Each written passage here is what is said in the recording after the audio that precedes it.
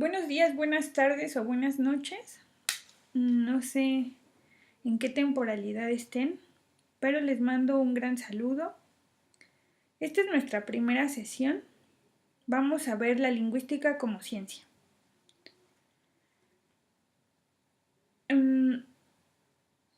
Vamos a hacer un recorrido desde la antigüedad hasta nuestros días.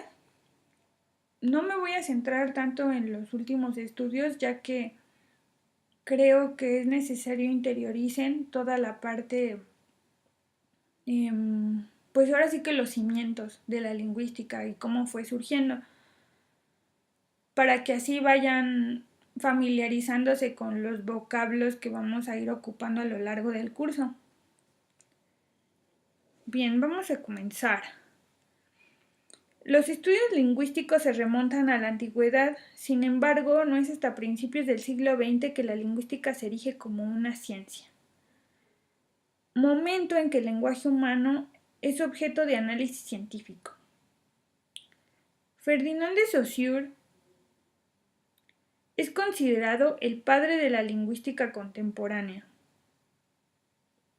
Él decía que todas las manifestaciones del lenguaje humano, ya sea que se trate de pueblos salvajes o de naciones civilizadas, épocas arcaicas o clásicas, deben estudiarse porque son formas de expresión del ser humano. Él decía que debíamos observar el lenguaje, su comportamiento y a partir de allí crear leyes, teorías, hipótesis y pues respectivas observaciones para así aplicarla a diferentes campos, ya fuera al de la enseñanza, al de la traducción o ahora el más conocido, bueno, si es que no lo conocen, investiguen por favor, el de la inteligencia artificial. Les adelanto un poco, se están haciendo estudios al respecto, por ejemplo, que las máquinas obedezcan una serie de instrucciones verbales y también que nos lleven a algún lado. O sea, yo creo que ya ahorita estamos más que habituados a ese tipo de avances.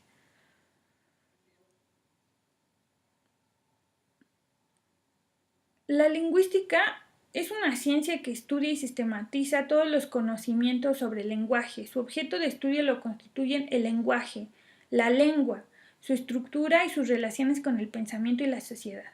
Por supuesto, esta definición no llegamos así como así a ella, fue paulatino y fue todo un proceso que nos llevó a esta, ¿cómo decirlo?, conglomerado, a esta síntesis.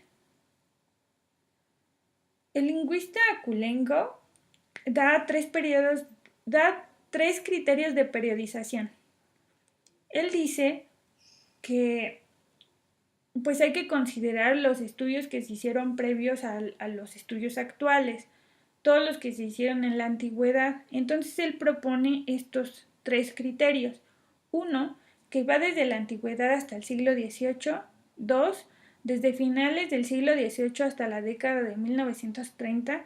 Y tres, desde la década de 1930 hasta nuestros días. Esta presentación va a ir de acuerdo a estos tres periodos. Entonces tenemos el primer periodo. En China comienzan a haber estudios gramaticales. Ellos tenían la gran necesidad de que su escritura empalmara con su sonido monosilábico y su estructura monosilábica.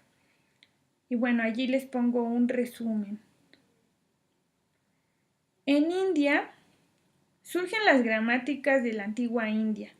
La más conocida es la de Panini, con el fin de acercar a la población a los textos sagrados como la literatura védica. A ellos lo que les interesaba más era conservar la lengua sagrada, el sánscrito. Ya se estaba perdiendo mucho por el uso de las lenguas prácritas. Entonces, lo que hicieron ellos fue darle como más difusión a este tipo de lenguas muertas, como el sánscrito. En Grecia A Platón y Aristóteles, este es Platón y este es Aristóteles, ahí están, les motivó conocer por qué la lengua tiene una forma y no otra. Ellos se preguntaban si había una relación entre la forma y el contenido y les interesaba saber la relación entre la palabra y las cosas. Algunos decían que las cosas era lo que motivaba a que se creara la palabra y a veces era el contrario, que entonces la palabra creaba la realidad. Este, este, este discurso pueden encontrarlo en el Cratilo de los diálogos de Platón si les interesa. Es un texto más o menos largo. Si quieren leerlo, pues adelante. En esta época se dedicaban a establecer reglas prácticas sobre el uso correcto del griego y trataban de descubrir leyes generales, así como ahora que tenemos la oración subordinada sustantiva o tenemos una oración coordinada. Seguimos una serie de fórmulas y parámetros que nos permiten entender la lengua. Con base en estos estudios, ellos querían mantener la pureza de la lengua.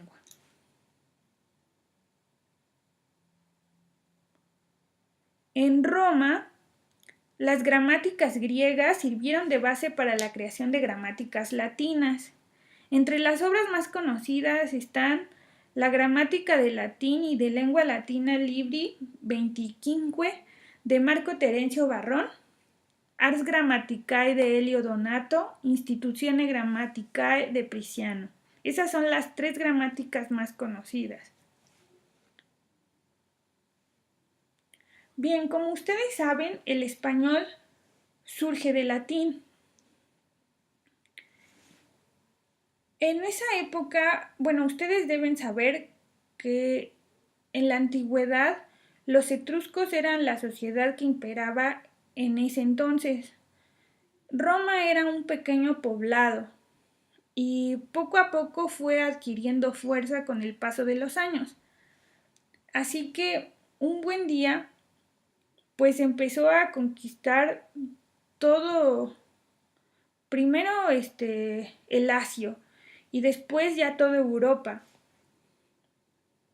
Y conforme iba conquistando cada una de los pueblitos que estaban a su alrededor, les iba imponiendo el latín como lengua. Entonces, las lenguas fueron adquiriendo diferentes matices y formas. Para ello les voy a hacer un esquema sobre de dónde vienen todas las lenguas. Bueno, no todas, pero sí las más importantes que se van a encontrar en los libros. Y aquí tengo unos esquemas que les voy a compartir. Para ello voy a usar un pizarrón que espero les sea de mucha utilidad. Miren, ya estaba empezándolo, pero vamos a volver a empezar porque esa fue una práctica. Entonces tenemos,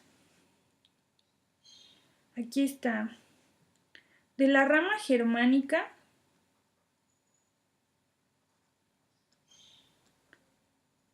miren, ya me salió mejor, tanta práctica, ya salió. Vamos a hacer una llavecita. Está el oriental.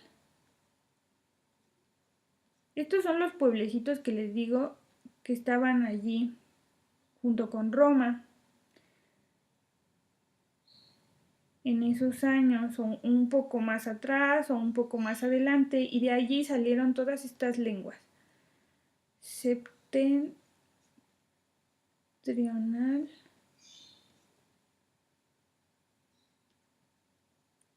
y gótico.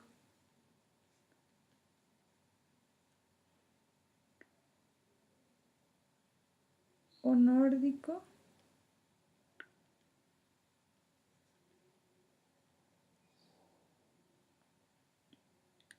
Grupo escandinavo.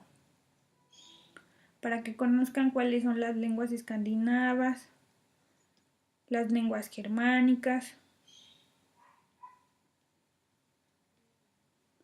Grupo escandinavo. luego el occidental.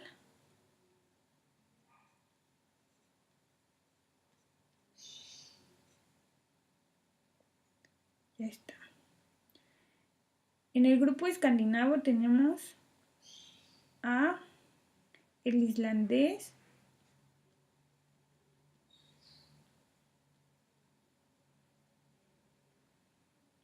el noruego,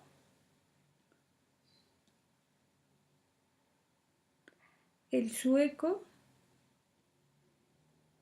y el danés.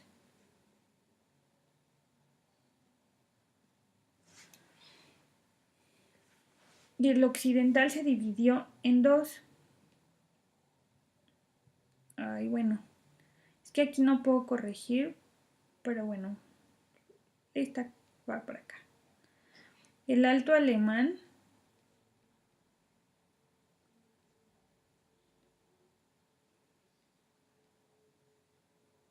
y el bajo alemán.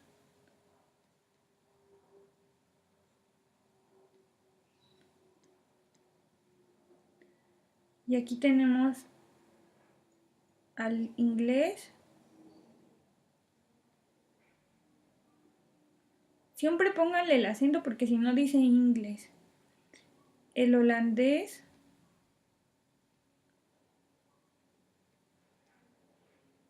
Y el flamenco.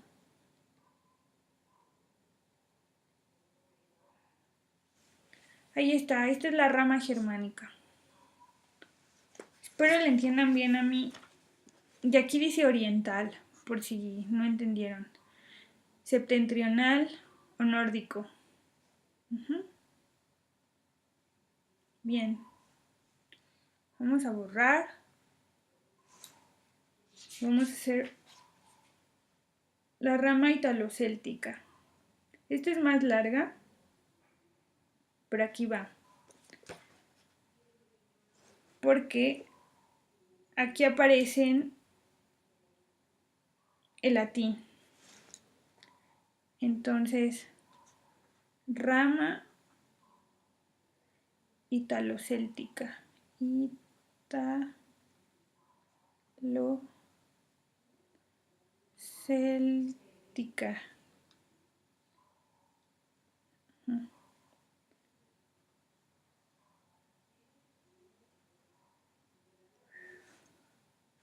Tenemos la rama itálica.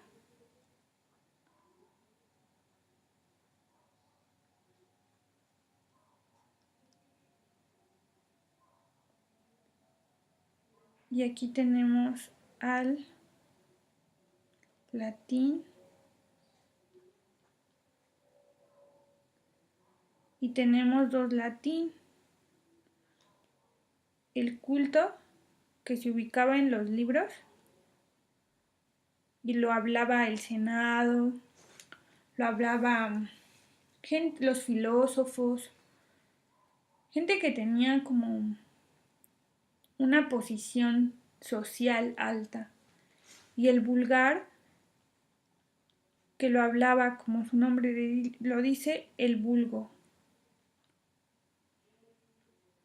Y de aquí surgen las lenguas romances. Entonces de aquí van a surgir lenguas romances. Ay.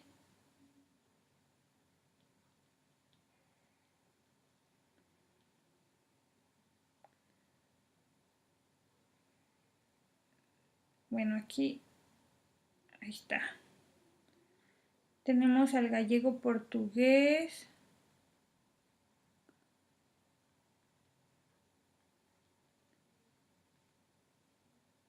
Al español. Al catalán. Al provenzal. El francés. Al sardo. Al italiano. Al rético, dálmata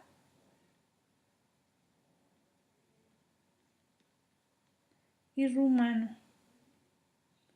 Les decía que fue conquistando uno a uno de estos pueblitos y les impuso el latín, pero los soldados únicamente hablaban el latín vulgar, no el culto. Entonces, lo que ellos hablaban más el latín vulgar, pues se hizo un gallego portugués, un español, un catalán, un francés, aquí me falta un acento, un sardo, un italiano, un rético dálmata rumano. Alguna vez mi profesor de latín me comentaba que el rumano es el que aún tiene mucha semejanza con el latín. Bueno, de la rama itálica también está el osco y el umbrio.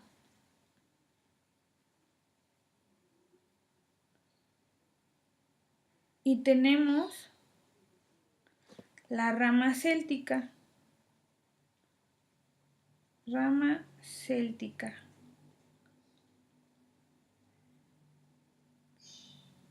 Y aquí tenemos el galo antiguo,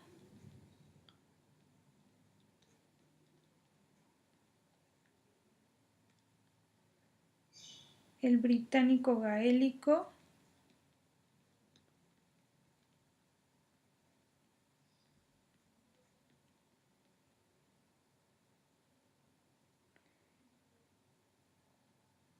y de aquí van a salir el galés,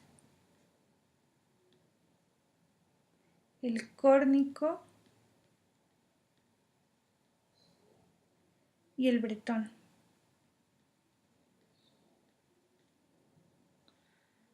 Ya tenemos la rama ítalo-céltica. Lenguas romances o lenguas indoeuropeas.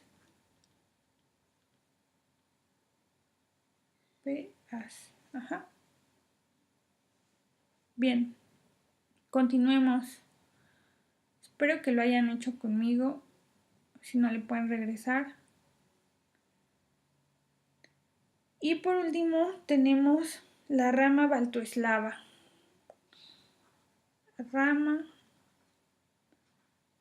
baltoeslava. Ay, no, es baltoslava.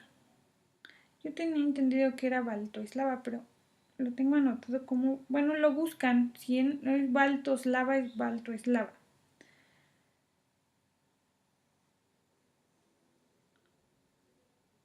La rama báltica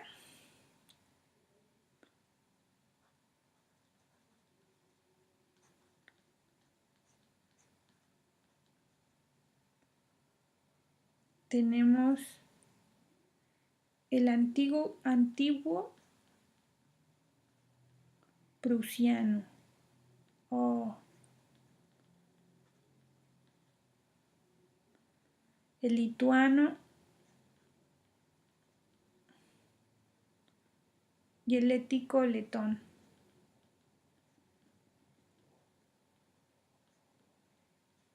Les pongo estos cuadros porque de pronto vienen haciendo libros. Rama baltoslava y tú dices, ¿y eso qué es eso? ¿Con qué se come? Entonces, para que no estén buscando, pues ya se las doy de una vez y ya las tienen así en sus cuadernos. Y la rama eslava.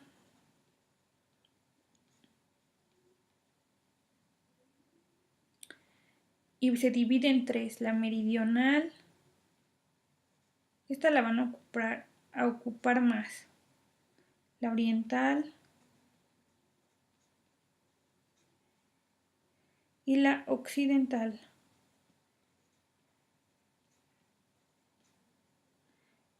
En la meridional está, qué fea línea, el macedonio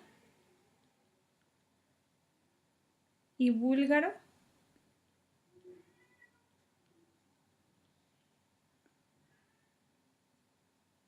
El serbocroata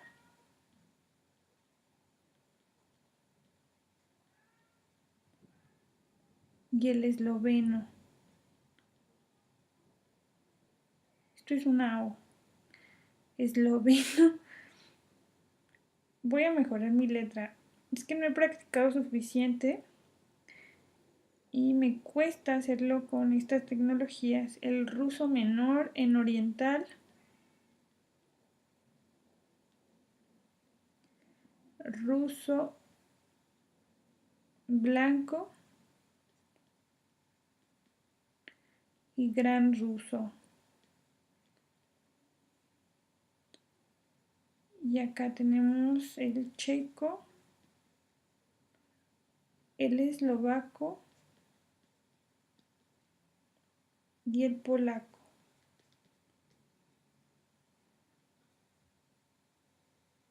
Bueno, ahí está, con todo mi esfuerzo logré hacer ese cuadro. A ustedes les va a quedar bien bonito en sus cuadernos, yo lo sé. Bien, vamos a continuar con la exposición.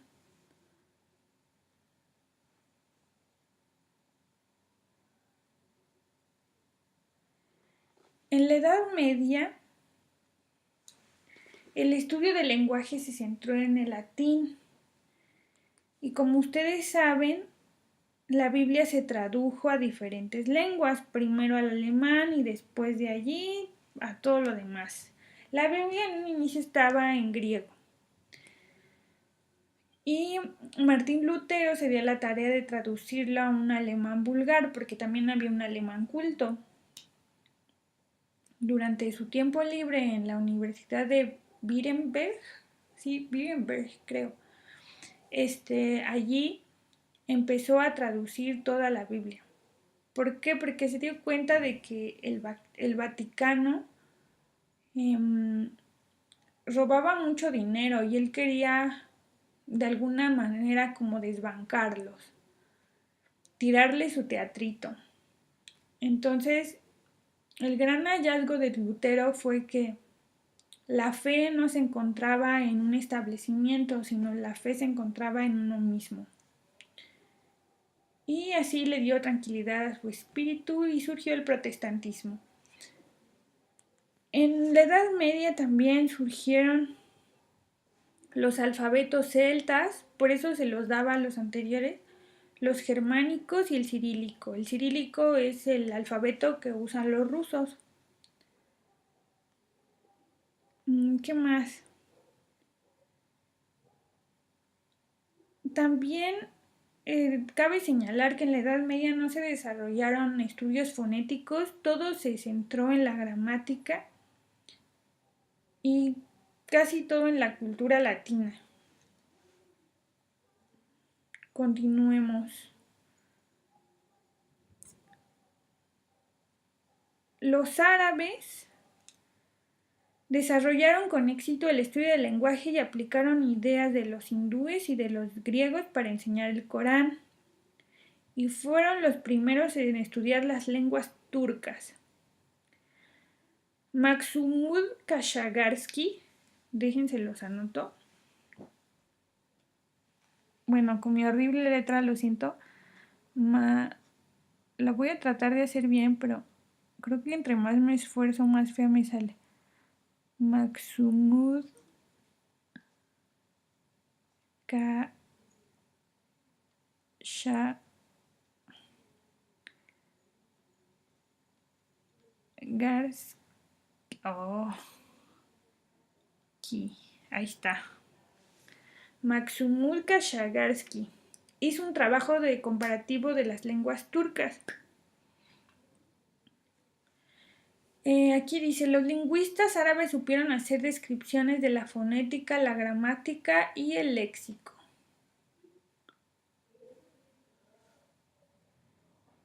Y aquí está el pizarrón.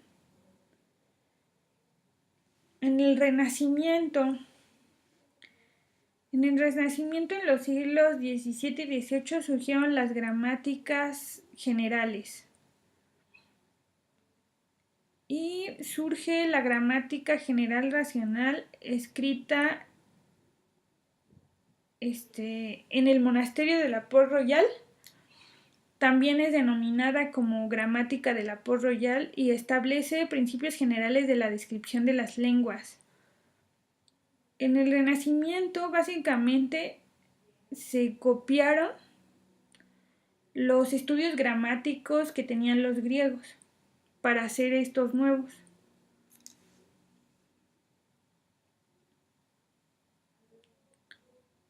En el siglo de las luces, siglo XVIII, como ustedes saben, se caracterizó por darle prioridad a la razón, lo siento, y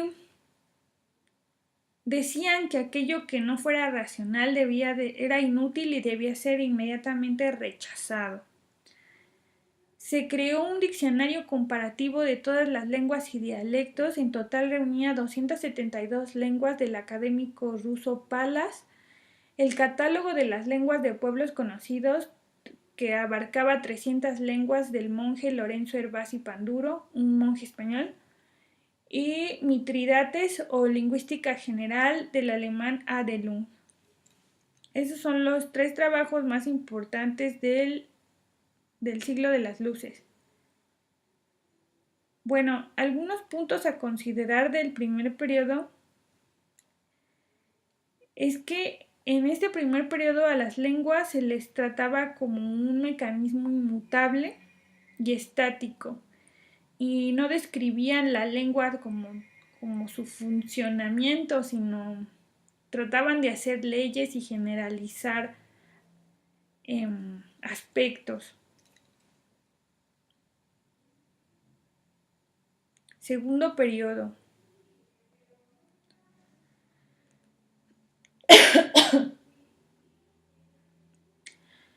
La lingüística se independiza de la filosofía y de la filología. Como ustedes saben, la lingüística forma parte de la filosofía, así como buena parte de las ciencias y de las humanidades, si no es por decir todos, pero bueno, si hay alguna que no y no me quiero equivocar, se independiza la lingüística.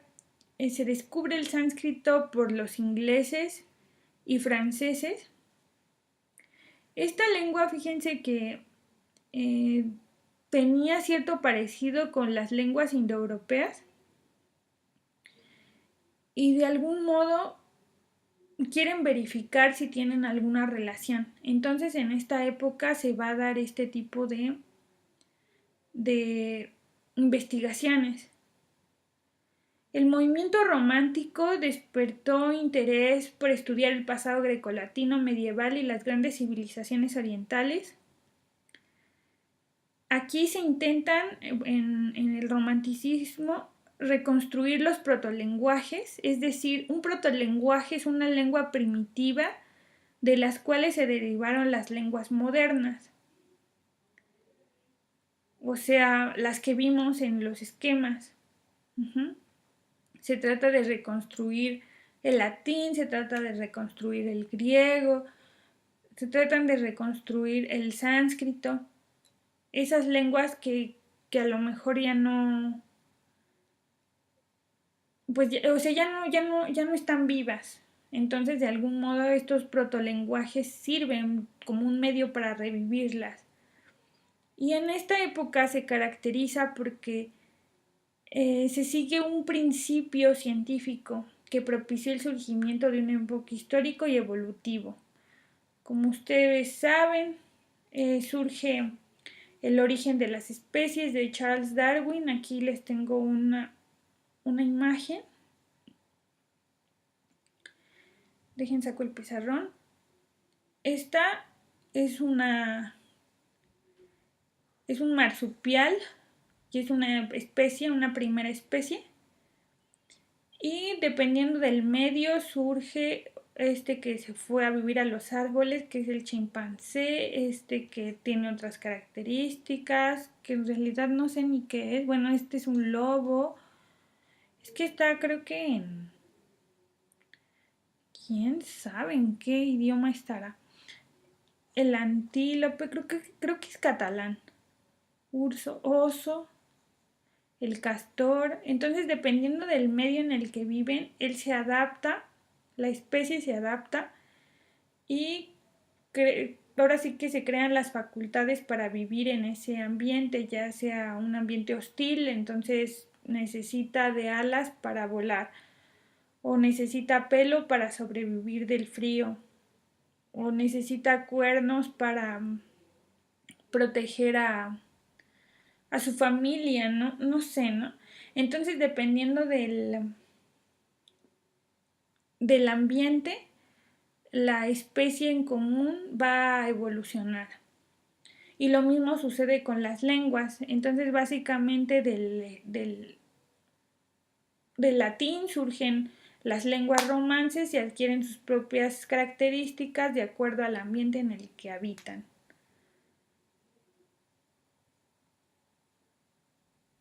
Bien.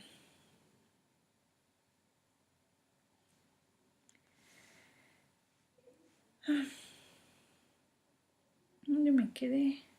Es que aquí tengo mis notas, no se crean.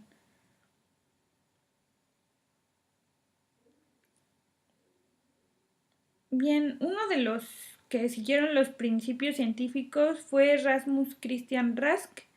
Estudió el origen del antiguo noruego y señaló el parentesco entre las lenguas germánicas, el latín y el balto eslavo.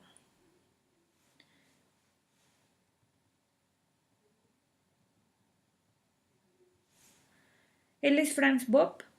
Él comparó el sánscrito con las lenguas europeas y en 1818 publicó sobre el sistema de conjugación del sánscrito en comparación con los sistemas del latín, del persa y del alemán.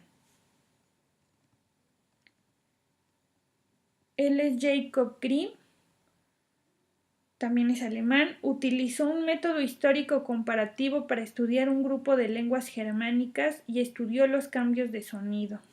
Esa fue su aportación.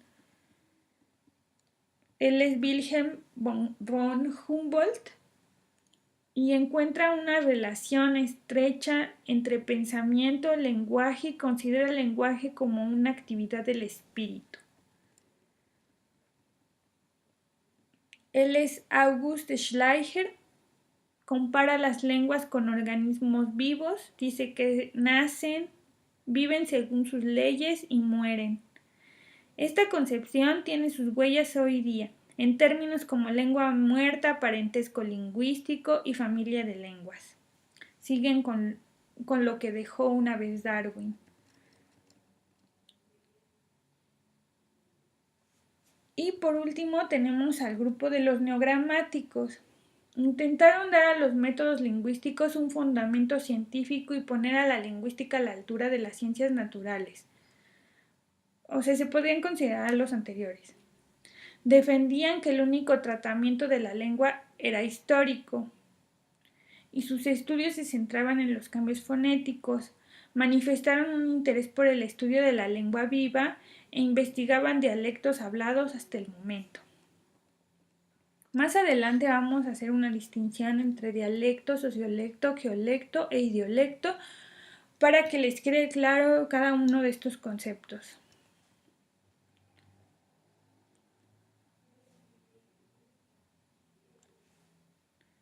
Llegamos al tercer periodo.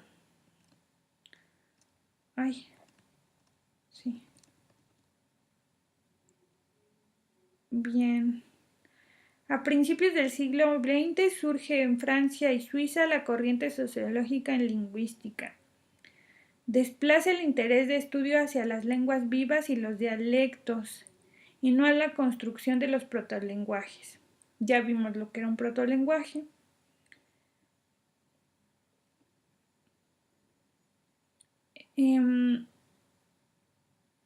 A diferencia de los neogramáticos, los representantes de la escuela sociológica destacaron en la lengua su esencia comunicativa. Esto da pie al estructuralismo, el que da ahora sí que apertura al estructuralismo es Ferdinand de Saussure, quien destaca el lenguaje como un sistema de signos donde cada signo es bilateral, porque reúne significante y significado. Esto lo vamos a ver más adelante para que vean todas las características del signo lingüístico. Él señala que los signos son insustituibles para cada lengua y distingue la perspectiva sincrónica y diacrónica en el estudio lingüístico. Estas escuelas, el Círculo Lingüístico de Praga, la Escuela Glosemática, la Escuela Descriptivista, la Lingüística Generativa Transformacional, se opusieron a los neogramáticos y emprendieron su propia búsqueda para encontrar métodos formales para el estudio y descripción de una lengua. Estos son los últimos que no vamos a ver. Si ustedes desean continuar con la investigación de estas escuelas, que son muy importantes y las vamos a ir viendo en este curso y en el siguiente. Si ustedes quieren ayudarme con investigar un poco más acerca de esas escuelas, pues adelante. Así que hasta aquí le dejamos. Aquí están las fuentes de consulta si ustedes desean ir a los libros. Y sin más, les dejo un abrazo y espero les haya gustado la presentación. Gracias por escucharme y hasta luego.